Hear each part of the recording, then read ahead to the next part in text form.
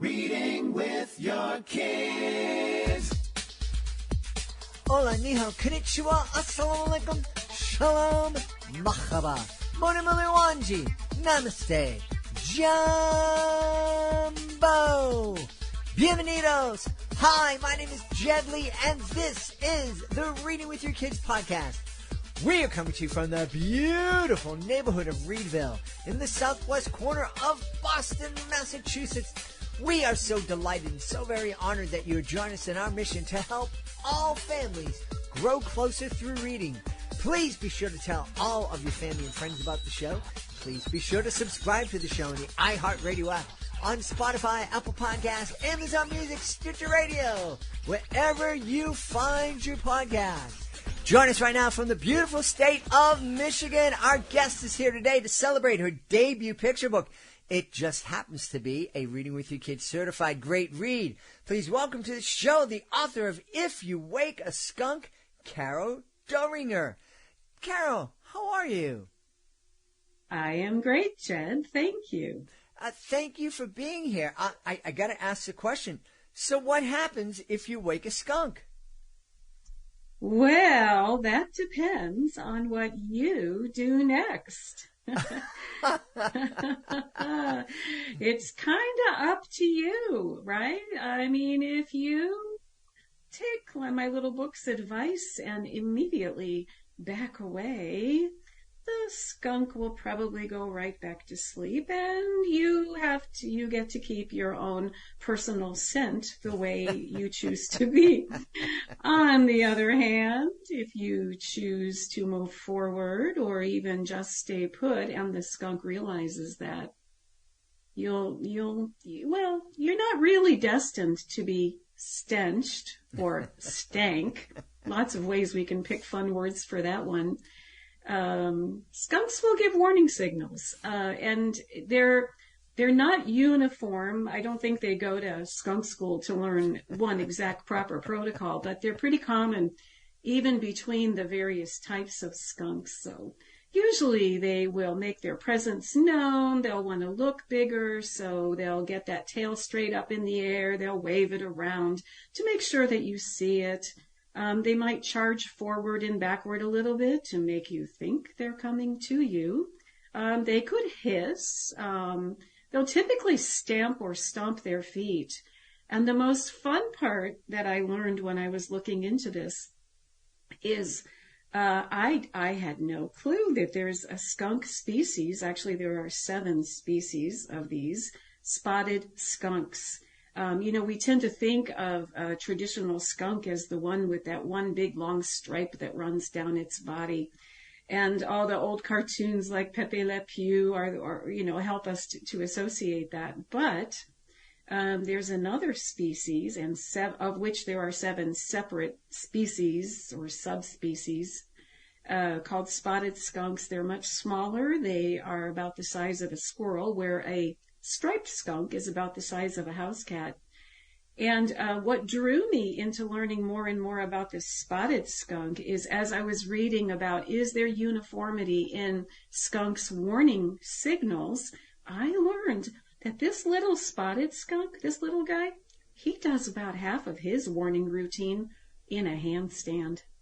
And it is hysterical to watch. It's this little creature, and it just jumps up on its 2 front paws with that whole body sticking straight up in the air and the tail sticking straight up in the air. And it shakes its little booty in that position. It charges back and forth in that handstand, slapping its feet on the ground as it does so to make a little extra noise, again, to get your attention. It will hiss sometimes and snarl. And you have all these opportunities to say, maybe I really should just, back away. And it's really old, and this is true, I think, of all skunks. It's only if you really don't get the hint that the skunk will spray. And to see the spotted skunk, well, all skunks manage to spray by curving their bodies around, so both their eyes and their little tuchuses are pointed straight at you. With a striped skunk, it'll be kind of a U shape facing you. The spotted skunk manages to do this spraying still on its two front paws. The whole back end of the skunk is pointing at you, as are his eyes. And that's just why skunks have really great aim, because they're absolutely staring at you. So, but they won't, and accurate aim accounts vary, but seems to be consensus is between 10 and 15 feet. Accurate aim, and they'll usually try to go straight for the target's eyes. Wow. So yeah, what happens if you wake a skunk? Again, it depends on what you do next, and I think people all over the world have learned that their dogs aren't very good at taking the hint. They are not. I have a very vivid and it caused many nightmares when we first moved into our beautiful home here, maybe a couple years after we moved into it. We're in the city of Boston, but we're right next to a wildlife sanctuary, so we've all sorts of trees and wildlife and whatnot. And our dog, it was my daughter's dog, and she was 5 at the time. He didn't pay attention to the warning signals, and he came in, and he had got skunked. And so my daughter and I were like, we got to wash it in tomato juice. And so we went down to the shower and jumped in there. And pretty soon the dog was covered in tomato juice, as was I and my daughter. And I'm looking at my beautiful daughter covered from head to toe with red tomato juice. And I'm like, I don't want to see this. It's creepy. Yeah. It is.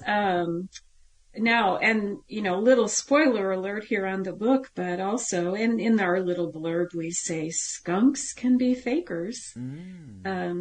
So one of the reasons that they go through these elaborate routines to try to convince you to take yourself elsewhere is they don't have an unlimited supply of the musk. So, again, accounts vary, but consensus seems to be that 5, maybe 6 times that a skunk sprays, the tank is empty. And it can take 10 days, even maybe a little more, to replenish the musk. So what they're really trying to do is trick you into backing off so they can save the weapon, right? They're armed and odorous, but they need to save that armament for when they really need it, like the dog that doesn't have a prior experience with the skunk, doesn't associate that stripe with stinky danger, and goes ahead and continues. So, you might predict that the book ends with, they were just faking. But, or it was. So I made the book about the striped skunk the spotted skunk, because it was just too irresistible to give the illustrator the opportunity to play with a skunk doing a handstand. What was it initially that drew you to such a stinky subject for your book? Well, a few decades ago, I lived in a neighborhood, a very suburban neighborhood in a suburb of Greater Cleveland, Ohio. And for whatever reason, our little town was overrun by skunks. You would go to one of our public parks around dusk, and you needed to clap your hands before you walked across the pathway to go to the public restrooms. Also at my home, I learned that, I guess I had a very tasty lawn. I mean, now I know that they were after the grubs in the grass and digging, but I would come out of my home in the morning. At the time I was working at a bank and taking the normal day-to-day commute. So I'd put up my garage door, and I knew that I needed to warn the little critters. There would have been 12 of them on the lawn at one time, digging apparently for breakfast.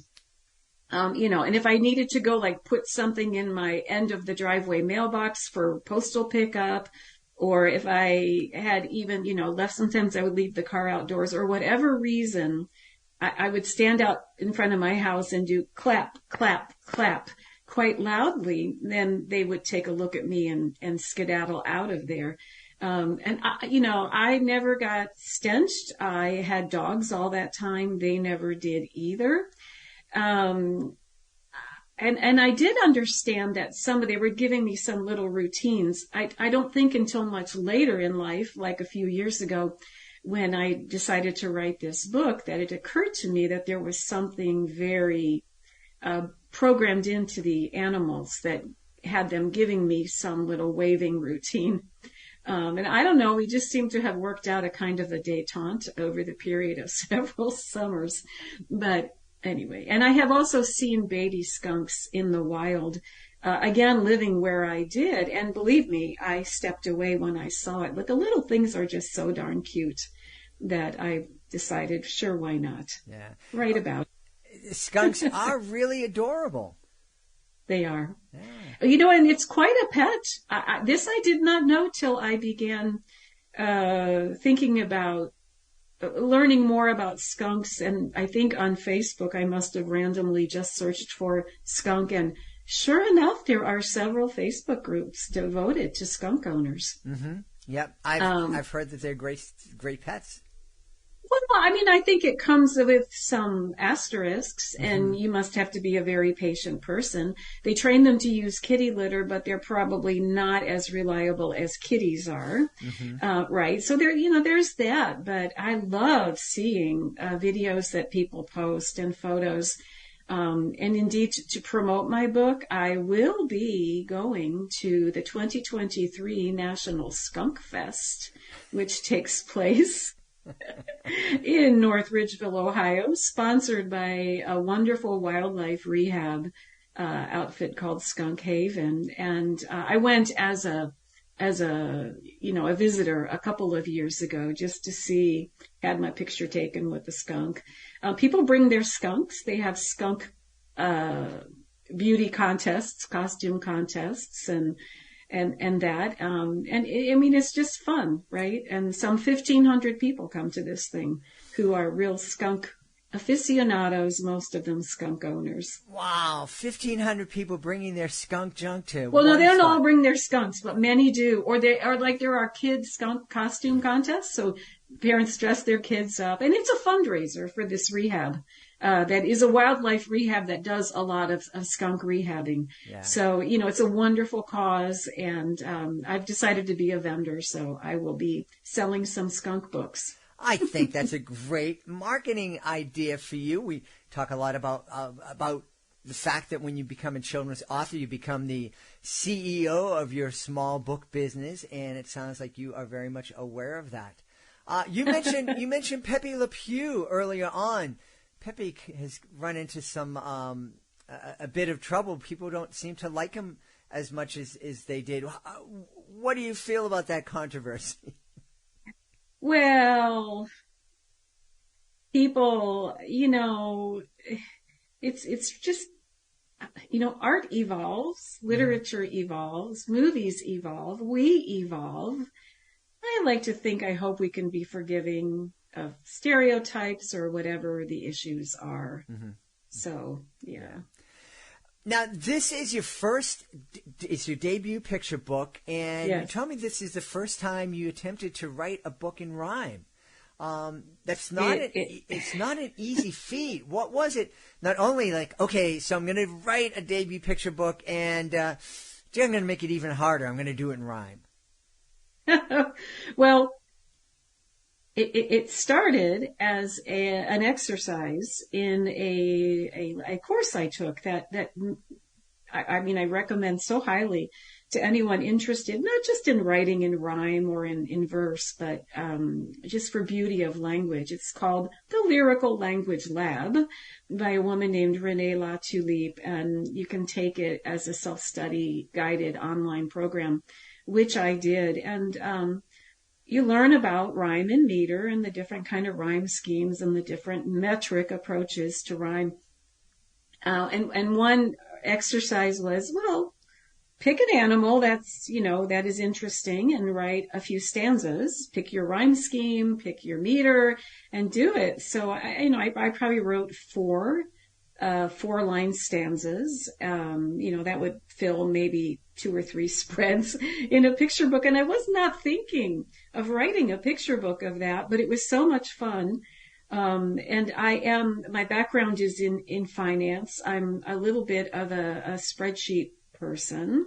And so I was very, very intrigued by using, what I would call a spreadsheet approach to having accurate meter, mapping out your stressed and unstressed syllables, and just the discipline of doing that well, which is what trips up a lot of potential rhymers who contort the language for the sake of a stress, or who force the reader into a stressed syllable that we don't typically. But for me, it was the challenge of it. It was very analytic. Mm-hmm. So I did it. And I just, for whatever reason, I shared it with one of my picture book critique partners. And she said, if you don't turn that into a picture book, you're crazy. So I did. And it was just super fun to write. I have not written another one in rhyme, but that doesn't mean I won't. Mm-hmm. But it was super fun to do. Can you talk a little bit more about what you learned in that lab? Because this is close to episode 1700 or so here on the podcast, and we've talked to lots of authors of rhyming picture books. And to be honest with you, there are some picture books that are quote unquote rhyming that don't quite follow the same consistent meter throughout the book, and a rhyming picture book has to be more than just the last word on each sentence is rhymes with the one before. So can you talk a little bit more about that?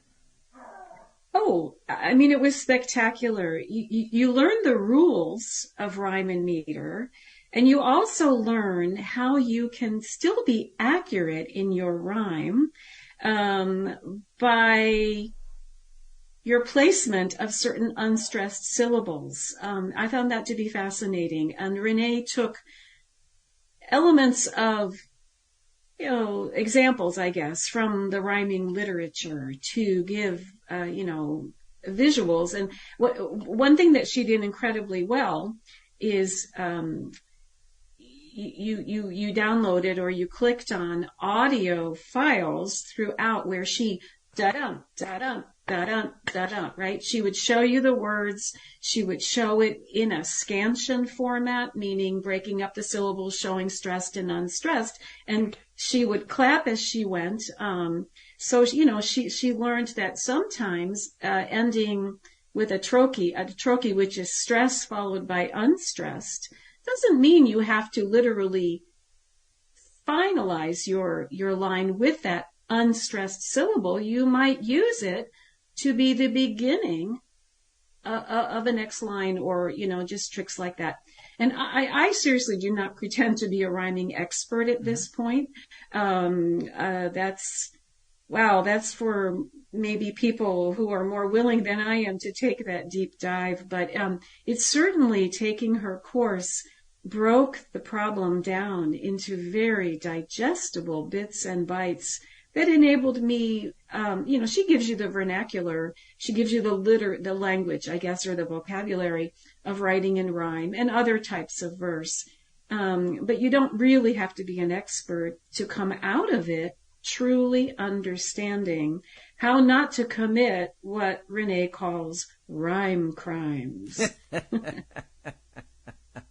Well, we see it where people, I've heard the phrase shoehorn, where you just kind of, it doesn't really fit, but if you do this vocal gymnastic, then it's kind of like, maybe it it passes. Yeah, no, I did not want to be, I didn't want to cheat. It's not in my, it would crush me if someone read something I wrote in rhyme and said, oh yeah, but that doesn't really. So when I finished it, I sent a note to Renee and I said, are you able, do you sell critiques? I've turned my exercise from your course into a full picture book, and now I need someone to critique me just to make sure I've not either wittingly or unwittingly contorted something. And she was very kind, and she said, I'm just not able to. I've got so many pieces and parts of my life that are working right now. She's a picture book writer as well as teaching rhyme, etc. But she referred me to a lovely woman named Lou Piccolo, who is an expert in critiquing rhyme and meter, and also does developmental editing and some other things. So indeed, I hired Lou, and she reassured me that I think she found 2 little spots in the entire book where she felt that the rhyme might be, let's find just a slightly different word choice. Can we say the same thing where, just a little bit awkward. And then, of course, as if people, writers, especially newbies like me, have the luxury of being able to pay for some professional freelance editor help, oh my goodness, it's so worth it. I've worked with a few, and Lou, I went to her because she was recommended for the rhyme and meter part of it, but she was also terrific in pointing out just a couple of things to strengthen my story, etc. Right.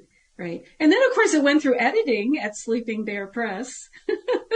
And I was quaking in my boots waiting for that first round of edits to come back.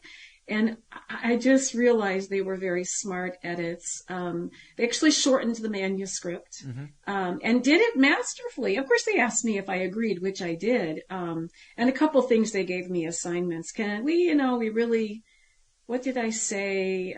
Something about an icy stare, and they wanted something a little bit different. But they also wanted it shorter for better page fit. And I was really impressed at the edit team there because they knew which stanzas could come out, still keeping the story intact and still keeping the flow of the rhyme wonderful. So, these books don't write themselves, and I don't suspect that there are too many picture book or other authors who absolutely write from A to Z, and it never needs to be right, And I'm just so grateful that I found a wonderful course that even gave me the silly idea to write and rhyme. And then, I was referred to a terrific person who helped me absolutely polish it. The Sleeping Bear team picked it up out of the slush pile. They tell me, or the editor who found it told me it's because she laughed from the first page to the last page. And then their edits were so smart that I learned from them. And yeah, I'm feeling like I had lots of help with this. Well, that's one, I think the best things in life are collaborations where people come together, work together, and you feel that love, you feel that collaboration, and it's a wonderful thing. Yeah, I agree. Yeah. Carol, where can we go to find out more about you and find out more about If You Wake a Skunk? Well, I do have a website. It is named caroldoeringer.com. Another way to find me is to just Google the words Tales from a West Michigan Wood. Because my website includes a blog with that title, and I've been blogging for many more years than I had author-related pages on my website. So people often will find me first looking at some of my nature-oriented blog entries, which are usually filled with video of that I take. I actually have done very well in an Audubon video contest. I came in pretty high on the list, a finalist a few years ago.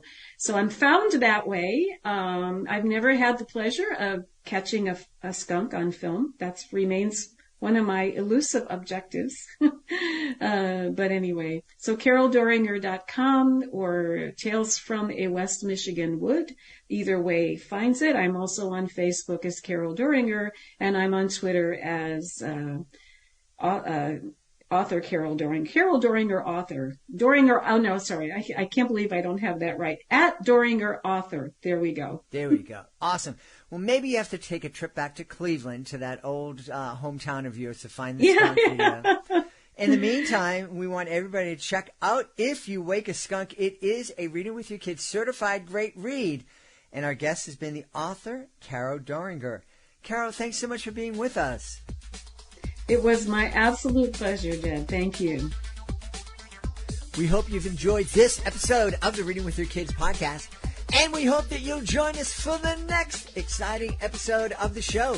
To make sure you don't miss a moment of the show, please be sure to subscribe to the show on the iHeartRadio app, on Spotify, Apple Podcasts, Amazon Music, Stitcher Radio, wherever you get your podcasts.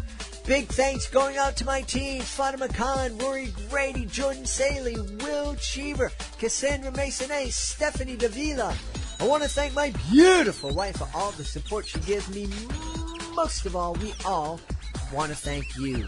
Thank you so much for taking the time to join us today, and as always, thank you so very much for taking the time to make the world a better place by reading with your kids. I'll be looking for you in the next edition of the Reading with Your Kids podcast.